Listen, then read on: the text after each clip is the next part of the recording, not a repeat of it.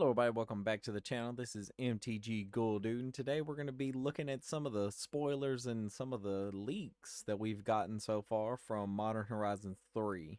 I didn't want to really put it out there too much, but I wanted to see what was coming through before I decided to make a video and looking at some of the things that we're getting.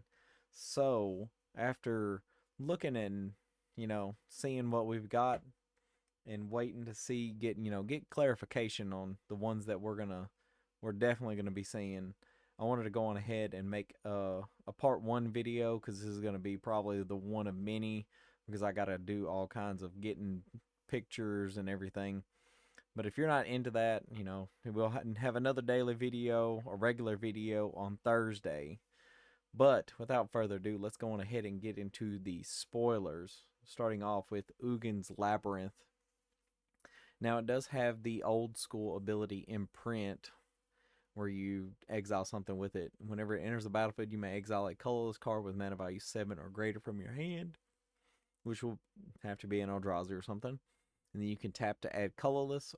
If the card exiled with Ugin's Labyrinth, if a card is exiled with it, then you add 2 colorless instead, quintessentially turning it into a pseudo Urza's Land, kind of, sort of. But then you can tap it and return the exile card to its owner's hand. So that could be pretty cool. Moving on, we do have the Winter Moon. We did have the Winter Orb, which only lets you untap one thing. And now it has assimilated itself into the moon. And now it's for 2 mana. You get an artifact. Players can untap more than 1 non-basic land during their untap steps. This could be interesting, but it could also be very different than what we're used to seeing, especially if this is utilized in Commander, because this can be run in any deck. This is just an auto, could be an auto include in a more Staxy meta, maybe more towards competitive EDH.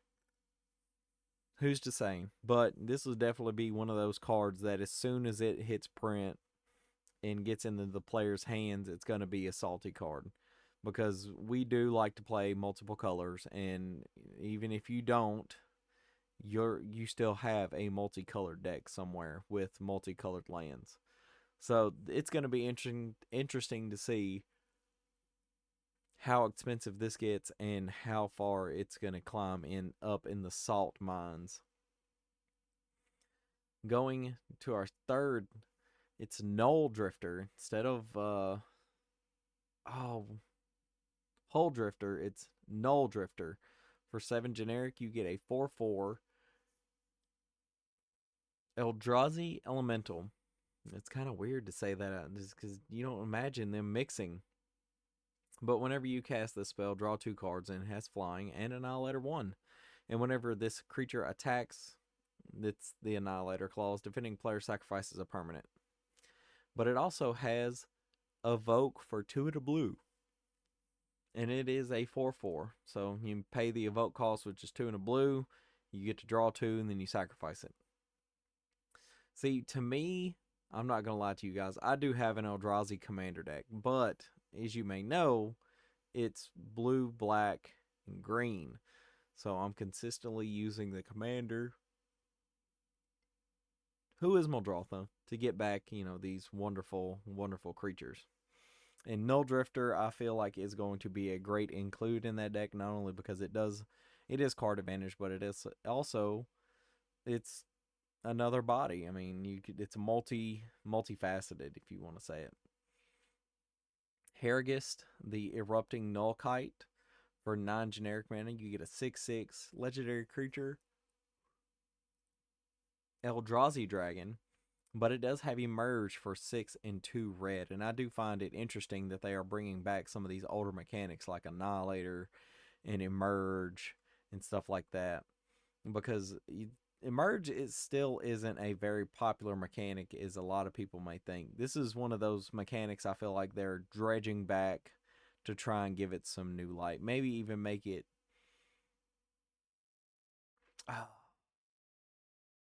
more popular, if you want to call it that. But for emerge, whenever you may cast a spell by sacrificing a creature and paying the emerge cost reduced by that creature's mana value. So if you sacrifice a 6 mana dragon, you get to pay 2 red for this. Whenever you cast a spell, you may exile your hand. If you do, excuse me, late editing night, you draw 3 cards. And it also has flying, which is great because it's a dragon with wings. I would hope it would. Each creature spell you cast has emerge. The emerge cost is equal to its mana cost, which is pretty different. I mean, this would actually be great in my dragon deck if I'm going to end up losing a dragon. Just emerge another dragon right on top of it for cheaper, which could be very good. Urza's Cave. Well, now we're getting a new Urza's Land, but this one is a little different because this one is a fetch land for the Urza cycle. You can tap it to add a colorless, or you can tap 3, tap it, sacrifice it, search your library for a land card, put it onto the battlefield tapped, and because it is a Urza's Cave, we all know it's going to do Urza. It's going to be Urza related. But it does ETB tap, so it does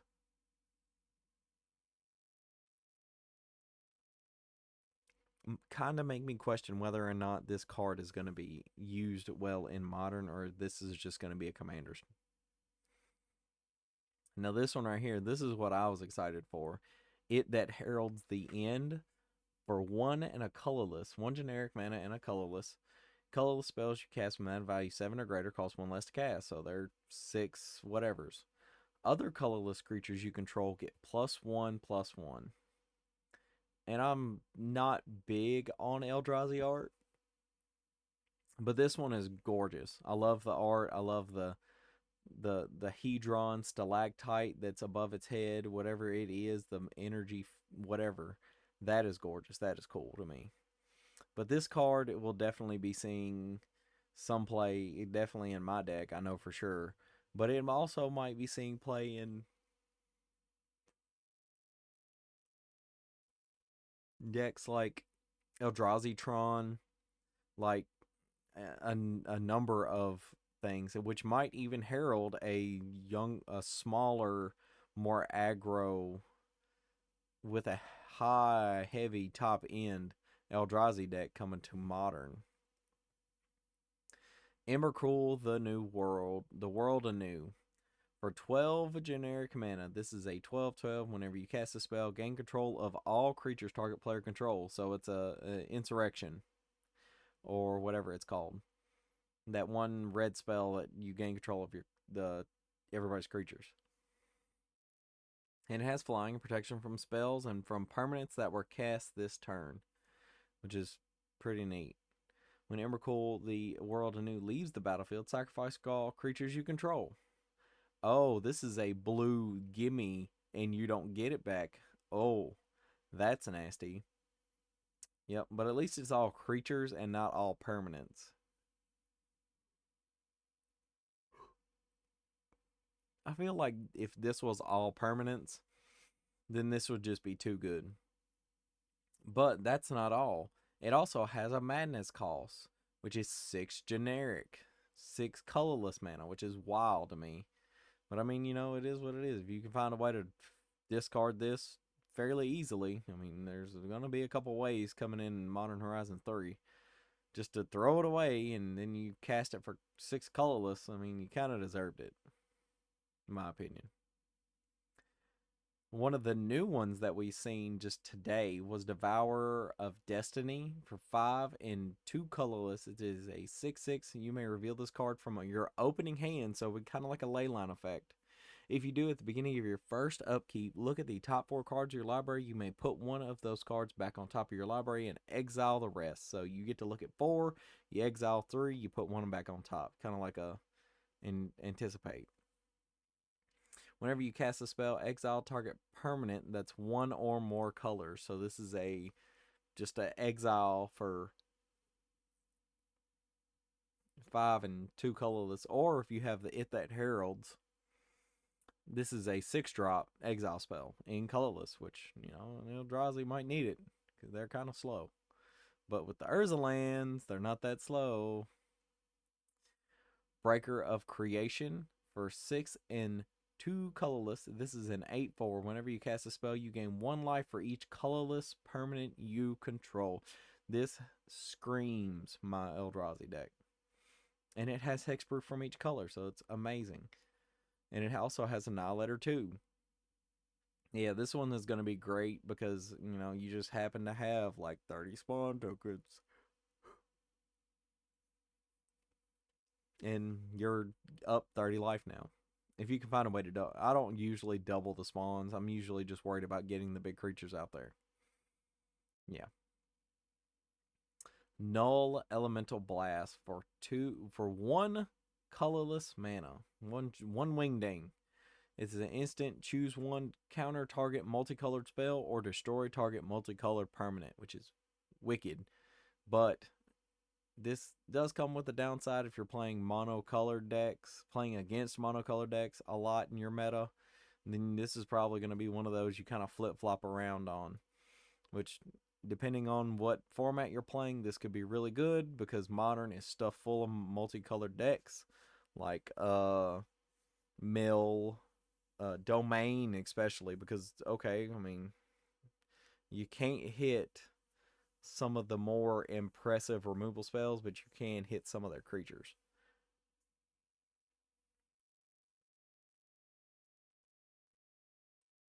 Leah, Exuberant Shepherd. For 1 and a white, it is a 2/2 legendary creature Doge. It has Flash. Whenever it attacks, exile up to 1 other target non-land permanent. At the beginning of the next end step, return that card to the battlefield under its owner's control. If it entered under your control, put a +1/+1 counter on Philia. Philia? I don't know how to pronounce that. Pretty neat, though. It's pretty different. A low lovable dog. This goes into any name a flash deck. Also, if you're looking to try and, exile a thing and blow the world up, this is one of those things you could do that with. And then an old classic all the way from Time Spiral for 1 white. And if you pay the kicker, you get an additional ability. Target player can't cast spells this turn. That's a silence. Nothing to it. But if you paid the kicker cost, creatures can't attack this turn, which is pretty wild, especially if you're going against a insurrection deck like we just seen. This is great against that. White of the Reliquary, and this is one of the ones that I was super excited about when I seen it because I just seen something earlier today, something else that was amazing with this. So for a black and a green, this is a 2/2 zombie knight, one of the very other few. We don't have a lot of regular on theme zombie knights, especially ones that are callbacks to other cards, because this one is the Knight of the Reliquary, which is a white and a green, and it kind of does the same thing, but not the same thing. But he is a 2/2, and he does have vigilance, and whenever he gets +1/+1 for each creature card in your graveyard, then you can tap him, sacrifice another creature, search your library for a land card, and put it onto the battlefield tap, then shuffle. Now, I've recently seen a combination that would just let you just dump your lands onto your battlefield. Now, what you do is you play you have White of the Reliquary out, and you have to be in a at least blue, black, green deck. You take this, you have a well, I was just thinking about it. It's the blue enchantment from Zendikar that whenever a land enters the battlefield, you get to tap or untap. Something of Korrahelm. Retreat to Korrahelm. There we go. You use Retreat to Korrahelm. You play a land. In response, you can tap him, sack a creature to look for a land. Then you untap him. Then you put the land into the battlefield. You tap him in response. And it just keeps going, and you just get all your lands out of your graveyard, out of your library, which is amazing, especially if you want to pair this with a Scoot Swarm. This could be a 1-card combo for your landfall decks or a 2-card combo with Scoot Swarm and anything that allows you to untap. I know there's another enchantment that says whenever a creature enters the battlefield, you untap target creature. that would pretty much be the same thing. I think it's a green enchantment, really. So you could do this and sensibly do this in 2 colors, which is wild. And now we're going to get into the commander leak that I seen that I thought was interesting. They are bringing back the lieutenant mechanic, which is if you control your commander, it has an effect. In this one, lieutenant siege gang lieutenant for 3 and a red. This is a 2/2, and if you control your commander, create 2/1/1 red goblin creature tokens. They have haste until end of turn. And for 2 generic, you can sack a goblin, and it deals 1 damage to any target. This would be great in any red X, X, X, whatever goblin deck, which it would be great in my Corvold deck, not gonna lie, because it's making tokens just to have your commander on the battlefield. And then if you don't have a sack outlet, it gives you a sack outlet. But that one is not as good as one we're going to be seeing later.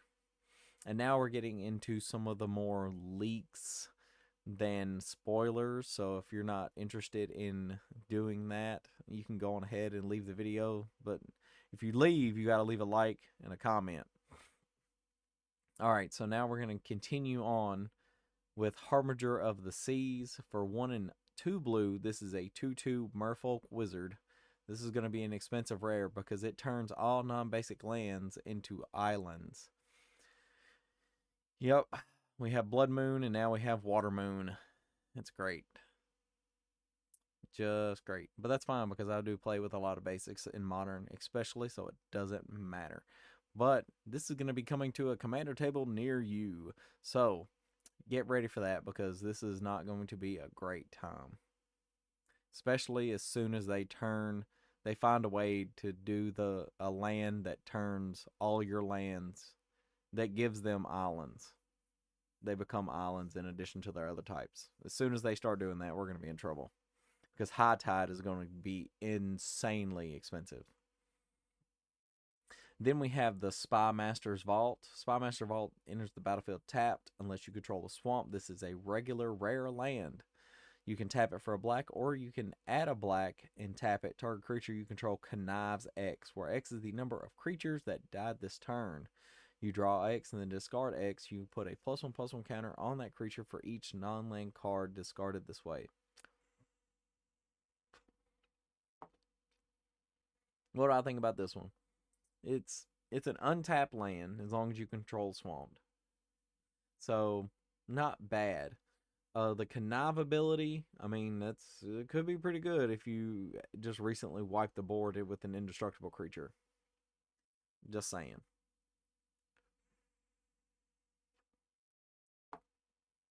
Marionette Apprentice. For 1 and a black, this is a 1/2 human artificer with fabricate 1. Now don't get this confused because this is the precursor, I'm assuming, to the Marionette Master. This is her like origin story, in my opinion. So whenever another creature or artifact you control is put into a graveyard from the battlefield, each opponent loses 1 life. This is a Disciple of the Vault type effect. This is a Marionette Master type effect where you can constantly just keep sacrificing artifacts and just throw them away like the junk they are. This would be great in any kind of treasure deck where you're just constantly making treasures, popping treasures like Corvold or anything. I feel like this is going to be, you're going to see this one quite a bit, especially because of the low mana cost of this ability. And they're just going to be crazy. And artifact decks are in every color now, so I mean, you might want to look out for this one. Now we go to Bogart Trawler for 2 and a black. The front side, this is a MDFC. This is uncommon MDFC, which is really odd because, and I'll get to that in a minute. Bogart Trawler enters the battlefield, exile target player's graveyard. That is a Bajuka Bog effect that we are very well versed in. But that's not the interesting part because if you play it as the land, it enters the battlefield, you may pay 3. But if you don't, it enters the battlefield tapped. But so here's the thing. Bajuka Bog doesn't enter the battlefield untapped if you pay life.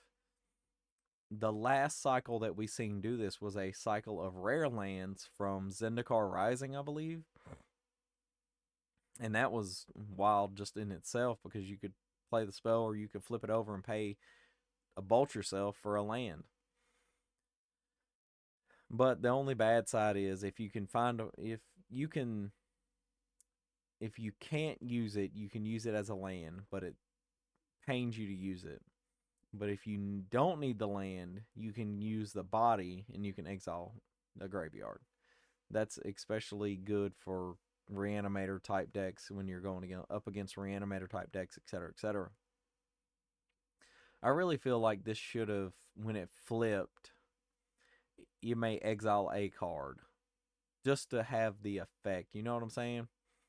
But if you have noticed, there's a lot of goblins in the set. And there's also a couple zombies in the set. But this is the one that I saved the best for last. This is the one that I'm most excited for. The Warren Soul Trader. For 2 and a black, this is a 3/3 zombie goblin wizard. So it's right up my alley. You pay 1 life, sacrifice another creature, create a treasure token. What does that kind of sound like? It's adding a step, but it still sounds like something else. It sounds like a Phyrexian altar, does it not? Except you're adding the pay life. I mean, any other time you sack a creature to it, you sack any creature to it, really, and you get a mana. Well, this is making treasure. Well, this is gonna be one of those cards that I'm looking to grab up fairly quickly because I do like having redundant effects in my commander decks, and this is just another amazing one to not get, to not have. So that is going to be it for today, everybody. I really hope everybody has been looking forward to Modern Horizons 3 as much as I have. I tell you what, the Thunder Junctions has really got me in the mood for cracking some more packs because I'm in a Discord and I opened a bundle. It was the last one at the local game store that I was at, and I popped it open in like the second pack. I pulled a mana drain, not a mana drain, a mind break trap. Hold on, give me 1 second. Oh yeah, the gorgeous mind break trap, which pretty much paid for the whole thing by itself. And that fever when you pull something really good and you kind of want to keep going and keep that rushing that high. Don't do it. I mean, it's a bad thing. Buy the things you need first, then crack packs for the fun of it. But yeah, that was a highlight for me, and I got a lot of value out of that bundle. But that is going to be it for today, everybody, and I thank you guys so much, and I can't say it enough how much you guys have helped me keep going with this channel. But that is going to be it for today. If you like this kind of content, remember, like, comment, and subscribe. It does help the channel in every little way possible. You just don't even know it. And that is going to be it, and I'll see you guys next time in the graveyard.